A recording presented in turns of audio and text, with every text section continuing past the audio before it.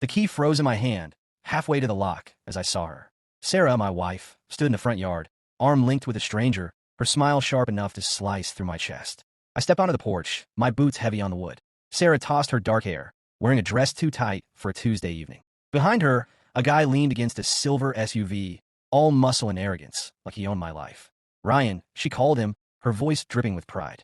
His two boys, maybe 7 and 9, shuffled behind, dragging duffels like they were moving in. My daughter, Chloe, 11 years old, clung to the doorway, her eyes wide with confusion. Sarah didn't wait for me to speak. "David, it's over," she said, stepping closer. "Ryan's staying here. Time to stop living a lie." My laugh came out jagged, raw. "A lie?" I said, my voice low. "You mean the one where I thought we were a family?" She brushed past me, Ryan trailing with a smirk, his kids hauling bags into my house. Chloe's hand trembled as she grabbed my arm. "Dad, why is he here?" she whispered. Sarah turned, her lips curling. "Because he makes me feel alive, unlike you." Those words didn't just sting. They burned, deep and unrelenting, like acid on an open wound. I should have seen it. The late nights at her marketing job. The new perfume I never smelled on her before. The way she'd lock her phone like it held state secrets. But I was the fool, thinking we'd work through it, that I could fix us by being steady, reliable. Turns out, she'd already replaced me. "Ryan's boys are good kids," Sarah added, fake sweetness in her tone. "They'll toughen Chloe up." That snapped something inside me. "Toughen her up?" I said, stepping forward. "She's 11, not a soldier. Chloe's perfect as she is." Ryan shifted, hands in his pockets, like he wanted no part of this. But Chloe, my quiet girl, moved before I could. She pointed at Sarah, her voice shaking but clear. "You're not my mom anymore." The air went still. Sarah's face drained of color. Ryan coughed, looking at his shoes. "I saw your texts," Chloe said, louder now. "You told them I'm a burden, that I hold you back." Sarah's mouth opened, then closed, her eyes flashing with venom. "You had no right," she hissed. I stepped between them. "She had every right," I said, my voice steady despite the storm in my chest. "You broke her heart while I was in the next room, holding this family together." Sarah grabbed her purse, motioning for Ryan. "This isn't over," she spat. I smiled cold. "It's just starting." They left, Ryan's SUV peeling out, his boys glancing back, unsure. I locked the door, turned to Chloe. Her hug was tight, like she was anchoring us both. "I'm sorry," I whispered. "You don't deserve this." She didn't cry, just nodded, stronger than I felt. Inside, my heart pounded, a mix of rage and clarity. Sarah thought she could walk in and rewrite our lives. But Chloe's words, her courage, lit a fire in me. This wasn't the end. It was the beginning of a fight I wouldn't lose. Before we dive deeper into this wild story, let me know where you're tuning in from. And if this hooked you, hit that subscribe button to keep up with what's next. The house felt hollow after Sarah and Ryan left, like it was holding its breath. I sat at the kitchen table, Chloe asleep upstairs, her small frame curled under a blanket.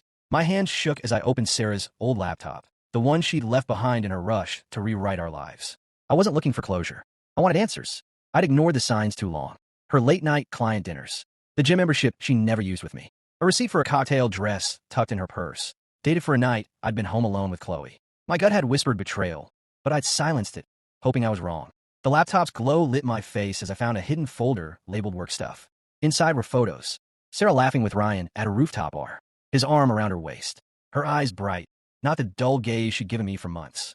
Then, text to her friend Mia. "David's so predictable," she wrote. "Ryan's the spark I need." My chest tightened, each word a fresh cut. I printed everything. Photos, messages, a hotel bill from a weekend she claimed was a work trip. I stuffed them into a binder, my hand steady now, fueled by a clarity I hadn't felt in years. Sarah thought she could walk away clean. She was wrong. 2 days later, she came back.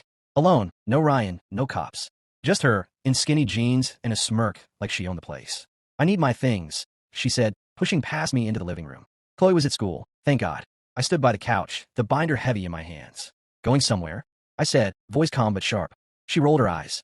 "Don't start, David. You're embarrassing yourself." I tossed the binder onto the coffee table.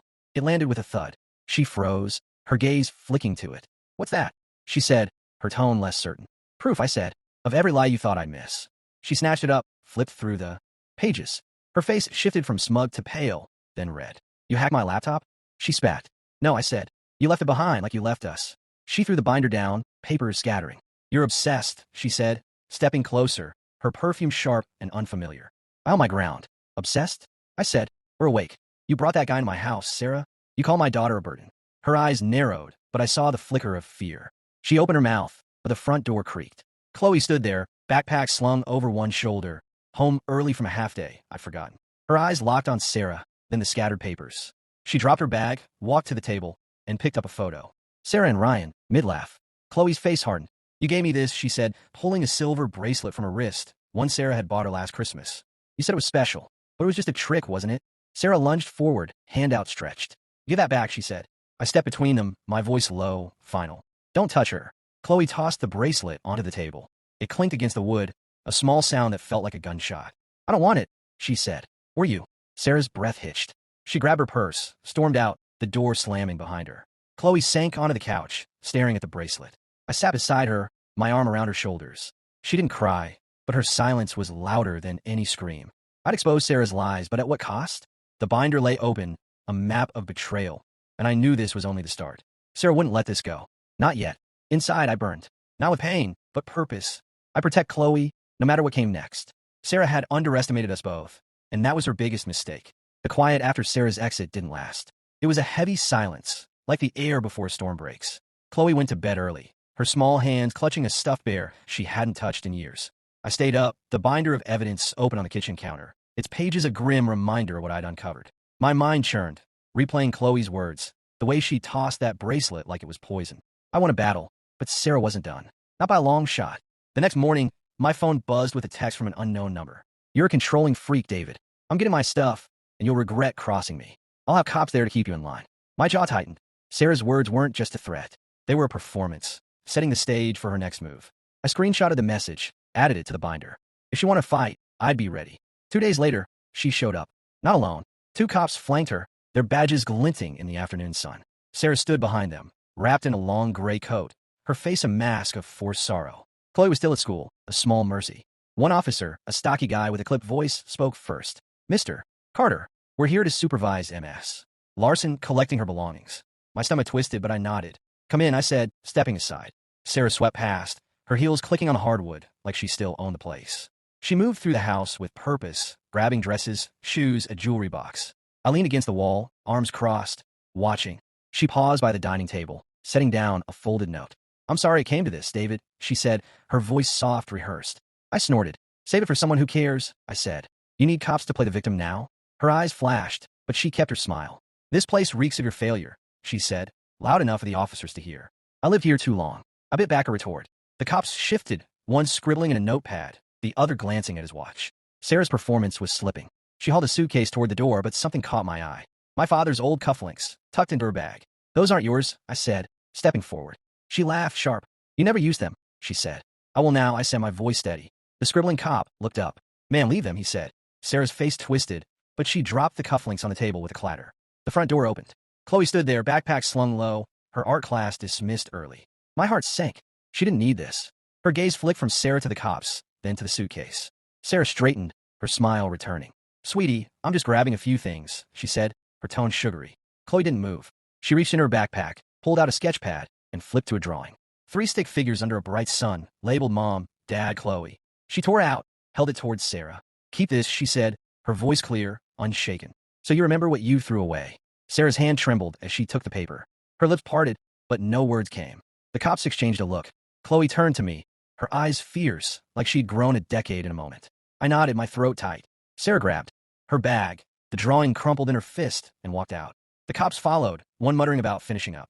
The door clicked shut, and the house fell silent again. I knelt beside Chloe. You okay? I said. She nodded, but her fingers gripped the sketch pad hard. I pulled her close, her warmth grounding me. Sarah's note lay on the table, unopened. I tore it in half, tossed it in the trash. Her apologies meant nothing. Not anymore. Inside, I felt a shift. Not peace, but power. Sarah could scheme, manipulate, bring cops to my door. But Chloe's strength, her defiance, was a fire no one could extinguish. I'd shield her from whatever came next, even if it meant facing Sarah's worst. The torn note in the trash didn't end things. It only sharpened the edge of what was coming. Chloe went back to school, her sketchpad tucked away, but I saw the weight in her steps. I buried myself in work, coding late into the night. The hum of my computer a distraction from the storm Sarah had left behind. My binder of evidence grew thicker, a shield I hoped would protect us. But hope wasn't enough when Sarah played dirty. Friday morning, I took Chloe to the park, her laughter on the swings a rare light in Day's attention. My phone buzzed, shattering the moment. A text from her art teacher, Ms. Reynolds. Sarah picked Chloe up from school an hour ago. No permission. My stomach dropped, a cold sweat breaking across my skin. I called Chloe's phone. No answer. I grabbed my keys, heart pounding, and sped toward the only place I could think of, Ryan's gym, a sleek building 10 minutes away, its neon sign mocking me as I pulled into the lot. Inside, the clang of weights and thump of music hit me like a wall. I scanned the room, my pulse racing. There, in a corner near the juice bar, Sarah sat with Chloe. Ryan stood nearby, arms crossed, his face a mix of discomfort and bravado. Chloe's eyes were red, her hands twisted in her lap. I strode over, every step fueled by a fire I couldn't name. Sarah saw me, her smile faltering. "David," she said, standing. "We're just talking." "Talking?" I said, my voice low, sharp. "You took her without my consent." Chloe looked up, relief flooding her face. She slid off the stool, running to me. I knelt, pulling her close, her small frame trembling. Sarah stepped forward. "She's my daughter, too," she said, her tone defiant. I stood, keeping Chloe behind me. "Not when you sneak her out like a thief," I said. Ryan moved closer, his voice smooth, practiced. "Let's all calm down," he said. I turned to him, my eyes hard. "Stay out of this," I said. "You don't get to play peacemaker after walking into my life." His jaw tightened, but he backed off. Sarah's voice rose, shrill now. "You're poisoning her against me, David. She needs to see what a real family could be." Chloe's grip on my hand tightened. She stepped out, her voice steady despite the tears streaking her face. "I don't want your family," she said, looking at Sarah. "You told him you wished I wasn't here. You said I ruined your plans." Sarah's face crumpled, her hands clenching. "That's not true," she said, but her voice wavered, unconvincing. Ryan shifted, staring at the floor, like he wanted to vanish. I took Chloe's shoulder, guiding her toward the door. "This ends now," I said to Sarah. "You don't get to drag her into your mess." She lunged forward, grabbing my arm. "You'll lose her," she hissed. "I'll make sure of it." I shook her off, my voice cold. "You already did." We left, Chloe's hand in mine, the gym's noise fading behind us. In the car, she stared out the window, silent. I parked at home, turned to her. "Tell me what happened," I said. She took a shaky breath. "She said I'd be happier with her and Ryan," she said. "That you were holding me back." I hugged her, my throat tight. "You're safe now," I said. "Always." That night, I called my lawyer, Tom, a guy from my old coding team who'd switched to law. I sent him the school's security footage, pulled by MS Reynolds, showing Sarah signing Chloe out under false pretenses. Added to the file, I said. He didn't sugarcoat it. "This is big, David," he said. "She's reckless. Courts don't like that." I hung up, staring at the ceiling. Sarah's desperation was a blade, and she'd swung it at Chloe. My daughter, who'd already lost so much. Chloe slept in my room that night, her bear tucked under her arm. I sat by her, watching her breathe, each rise and fall a reminder of what I was fighting for. Sarah's stunt hadn't just crossed a line. It had burned the ground beneath her. But I wasn't naive. She'd come back, claws out, and I had to be ready. Inside, I wrestled with fear and fury. Chloe's trust in me was a lifeline, but seeing her tears in that gym ripped something open. I wasn't just a father anymore. I was her shield, her anchor. Sarah could scheme, but she'd never break us. Not now. Not ever. The gym incident left a scar, not on my skin, but deeper, where fear and resolve collided. Chloe stayed close to me in the days that followed. Her sketchpad filled with new drawings, none of them sunny anymore. I filed for divorce the next morning, handing Tom, my lawyer, every scrap of evidence. The binder, the school footage, Sarah's texts. He flipped through it, his nod grim. "She's got no ground to stand on," he said. I believed him, but belief didn't quiet the dread pooling in my gut. Sarah wasn't done twisting the knife. The courthouse loomed a week later, its stone steps cold under my feet. I wore my old Navy suit, the one I bought for our 5th anniversary dinner, now a symbol of something I'd buried. Chloe stayed with my sister, safe from the storm about to break. Tom met me inside, his briefcase heavy with our case. "She'll play the wounded card," he said. "Let her. We got the truth." The courtroom was stark, all wood and echoes. Sarah sat across the aisle, her hair pulled back, dressed in a cream blouse, like she was auditioning for innocence. Ryan was nowhere in sight, probably off lifting weights to dodge the fallout. The judge, a woman with sharp eyes, called order. Sarah's lawyer stood first, painting a tale I barely recognized. "My client endured years of emotional neglect," he said. "David's controlling nature pushed her to seek solace. She only wants to rebuild with her daughter." I clenched my fists under the table. Solace? She dragged Chloe to a gym to sell her a fantasy. Tom rose, calm as stone. He laid out the facts. Sarah's affair, documented in photos and messages. Her violation of boundaries, caught on tape when she took Chloe without consent. Her words, calling Chloe a burden, read aloud from texts. Each piece hit like a hammer, and Sarah's face tightened, her facade cracking. When Sarah took the stand, the tears came on cue. "I made mistakes," she said, her voice trembling just right. "But I love my daughter. David's turned her against me, locked me out of her life." She looked at me, eyes pleading, like I'd fall for the act again. I stared back unmoved. My turn came, and I stood, the weight of Chloe's trust steadying me. "I loved Sarah once," I said. "I gave her everything. She didn't just leave. She tried to erase us, brought another man into our home, and put my daughter in harm's way." The room went quiet, the judge's pen pausing. Tom leaned in. "We have one more thing," he said. "A private session with Chloe, recorded yesterday." The judge nodded, and a screen flickered to life. Chloe's voice filled the room, small but clear.